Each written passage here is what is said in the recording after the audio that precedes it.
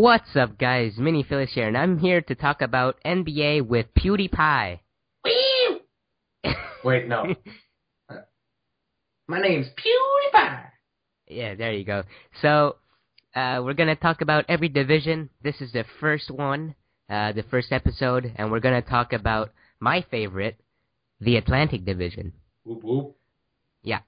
So, let's just go right in, talk about our favorite team and last year's Atlantic Division champions, the Toronto Raptors. The Toronto Raptors. Safe to say that I think the Raptors had the best offseason. From the Atlantic? Yeah. Yeah. I mean, Philadelphia didn't have a bad offseason either, but as far as I know anyways, Boston, New York, they and didn't Brooklyn really didn't do enough to... Well, Brooklyn probably had the best offseason of any team. This offseason? Oh, yeah, they just lost. They kept the same roster, but they subtracted Paul Pierce. Mm. So, that was a pretty terrible move. No. But, yeah, they probably had the best offseason. What they did was basically just keep the same roster, but get rid of John Salmons, get Bruno Caboclo, and James Johnson. Surprisingly good numbers in the summer league. Yeah, he was pretty good. Oh, like, about that.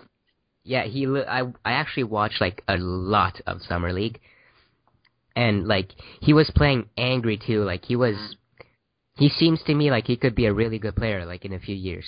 Maybe not a starter, No, but I think he can play in the league now though, which is something that nobody was expecting.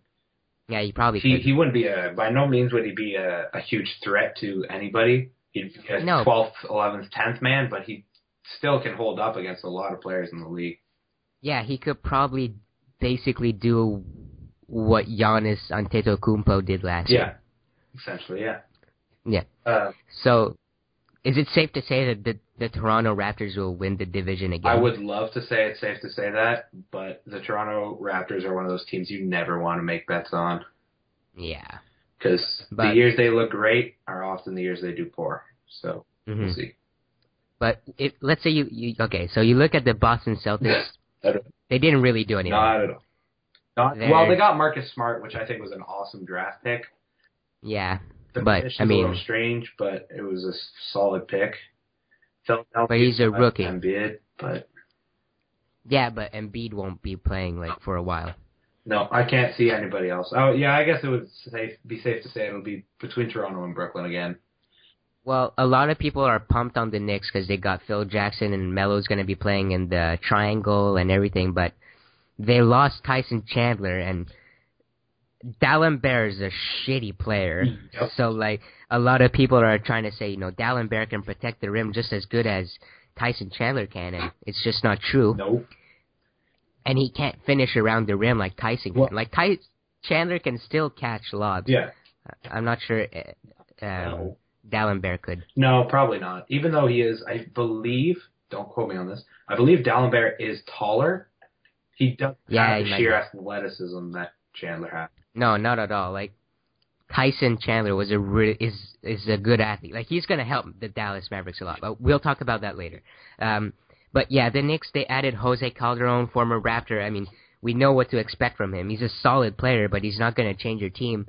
And Melo playing in the triangle, Melo can't do anything more than what he's doing. He's already averaging like 28 points a game. Yeah.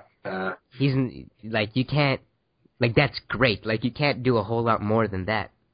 The one thing that's a little bit below average in Melo's game is his field goal percentage.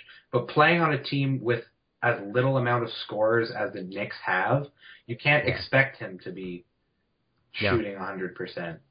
Yeah, so unless J.R. Smith has like a 20, like the season he had 2 seasons ago, and Amon Shumpert gets like a huge jump, like he's gonna be mostly alone for scoring again. Jose Calderon can like hit a few open shots, but I really doubt it's gonna be like people are saying that they might be like like the 3rd or 4th best team in the East. I really don't see that. No, I can't see that. I could see them making playoffs, however, but I can't see them.